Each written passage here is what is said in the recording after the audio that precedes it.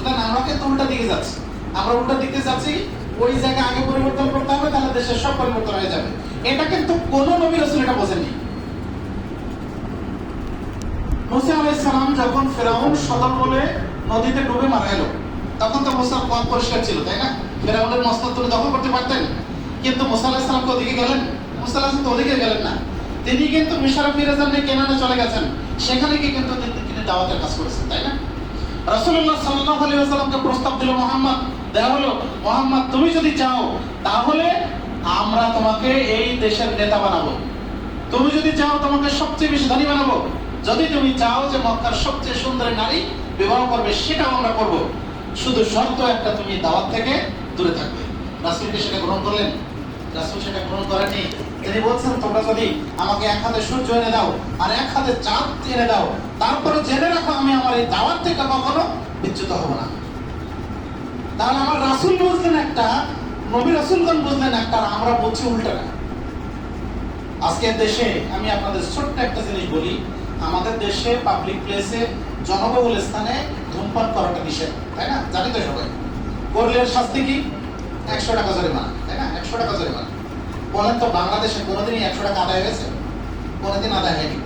অথচ আনাস রাদিয়াল্লাহু আনহু বললেন, যখন সূরা মায়েদার 90 নম্বর আয়াত নাযিল হলো মদকে হারাম করে, তাহলে সেই সময় মক্কার অলিতে গলিতে মদের জোয়ার বয়ে গিয়েছিল।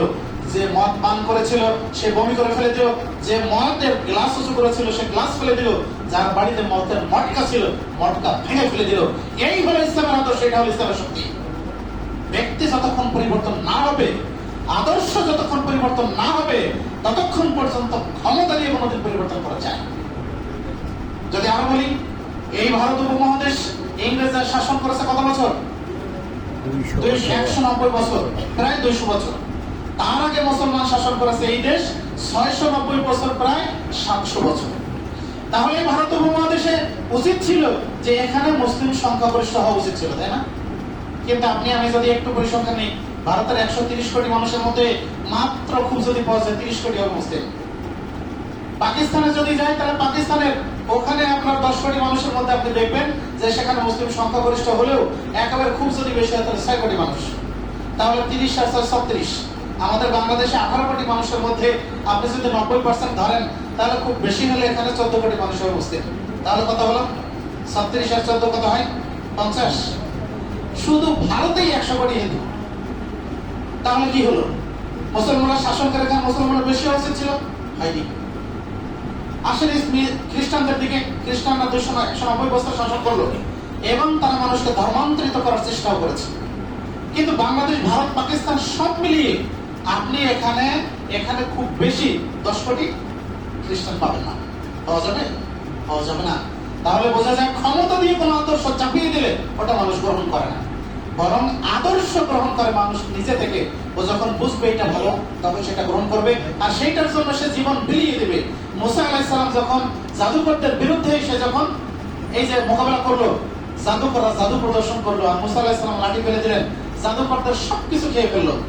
জাদুকররা বুঝলো এটা কেবলমাত্র সেই শক্তি হতে পারে যে শক্তির মোকাবেলা করার ক্ষমতা পৃথিবীর মানুষের নাই। সুতরাং তারা বললো, আমান্না বিরব্বে মুসা ওয়া হারুন, আমরা মুসা এবং হারুনের রবের পরিমাণ আনলাম। ফেরাউন বলল, আমার অনুমতি না নিয়ে বানালে আমি তোমাদের বিপরীত দিক দিয়ে তোমাদের হাত পা কেটে দেব। তখন তারা বললো, লা যাইরা, আমাদের কোনো ক্ষতি নেই, তোমার যা ইচ্ছা তুমি করতে পারো, কিন্তু যে আদর্শ আমরা বুঝতে পেরেছি এই আদর্শ থেকে আমরা কখনো বিচ্যুত হব না। সুবহানাল্লাহ। তাহলে আদর্শ এমনই একটা জিনিস, যদি সে মনে প্রাণে গ্রহণ করতে পারে, বুঝতে পারে, তাহলে আদর্শের জন্য সে জীবন দিয়ে দেবে। আপনি দেখেন আসহাবুল উখদুদে দেখেন, একটা ছেলে সামিরের মাধ্যমে সারা দেশ ইসলাম গ্রহণ করলো, সারা দেশ মুসলমান হয়ে গেল। বাচ্চাকে পারলো তাদেরকে ফেরাতে? বড় বড় আগুনের কুণ্ডলী তৈরি করে তার মধ্যে সবাইকে নিক্ষেপ করলো, তারপরে কিন্তু তারা পিছপা হয়েছিল? পিছপা হয়নি। সুতরাং এভাবে করে আপনাকে আমাকে আদর্শ বুঝতে হবে। আজকে বাংলাদেশে বহু আইন আছে, কিন্তু আইনের প্রয়োগ নাই, আইন কেউ মানেও না। কিন্তু আইন যদি আমি নিজে মানতে চাই, আমি যদি নিজে পরিশুদ্ধ হই, তাহলে কোনো পুলিশ লাগে না। রাসূল সাল্লাল্লাহু আলাইহি ওয়াসাল্লামের যুগে কোনো পুলিশ ছিল না, কোনো র‍্যাব ছিল না, কোনো আর্মি ছিল না, কোনো বিডিআর ছিল না, কিছুই ছিল না। তারপর মক্কা থেকে মদিনায় কোনো নববধূ কুলবধূ সে যদি একাকী সফর করত, তারপরও তার শ্লীলতাহানির ভয় সে কখনো করতো না, বরং মুসলমানরা তাকে এগিয়ে দিত। আজকে সেই পরিবেশ আপনাকে আমাকে ফিরিয়ে আনার জন্য আপনাকে আমাকে তিনটা প্রচেষ্টা চালাতে হবে। এক নম্বর, আমাকে ঠিক করতে হবে, আপনাকে আমাকে ঠিক করতে হবে, আমরা নিজেরা তাজকিয়া নফস অর্জন করব। দুই নম্বর, আমি ভালো মুসলমান হওয়ার জন্য ইসলামের প্রত্যেকটি বিষয়ে আমি নিজে অনুসরণ করার চেষ্টা করব। আমি সালাত আদায় করবো, আমি সিয়াম পালন করবো, আমি হজ করবো, আমি যাকাত দেবো, আমি আমার পরিবারে ইসলামী পর্দার বিধান আমি এটা বাস্তবায়ন করার চেষ্টা করব। এই অনুশীলনগুলি আপনার আমার প্রত্যেকের করা দরকার। আর পরিশেষে আমরা ঐক্যবদ্ধভাবে থেকে এই সমাজটাকে সুন্দর করার জন্য, সমাজটাকে পরিবর্তন করার জন্য আপনি প্রত্যেকেই সচেষ্ট হব, ঐক্যবদ্ধভাবে চেষ্টা চালাবো, তাহলে এই সমাজটা পরিবর্তন হবে ইনশাআল্লাহ। আল্লাহ আমাদের সবাইকে তৌফিক দান করুন, আল্লাহ আমিন। একটি হাদিস আমি পাঠ করেছিলাম, যার অনুবাদ করে শেষ করছি। আবু হুরায়রা রাদিয়াল্লাহু আনহু থেকে বর্ণিত, তিনি বলেন রাসূলুল্লাহ সাল্লাল্লাহু আলাইহি ওয়াসাল্লাম বলেছেন, বান্দা যখন পাপ করে তখন তার অন্তরে একটা কালো দাগ পড়ে। যখন সে একটা পাপ থেকে ফিরে আসে, নিজে তওবা করে, তখন তার এই কালো দাগটা পরিষ্কার হয়ে যায়। কিন্তু সে যখন আবার পাপের পুনরাবৃত্তি করে, এমনকি পাপ করতে থাকে, তখনই কালো দাগে তার অন্তরটা ছেয়ে যায়, হাত্তা তাকলুয়া কলবাহু, তার অন্তরটা পুরোটাই ঢেকে যায়। ওয়াযালিকা রা'নুল্লাযী যাকারাল্লাহ, এইটাই হচ্ছে সেই মরিচিকা যা আল্লাহ উল্লেখ করেছেন।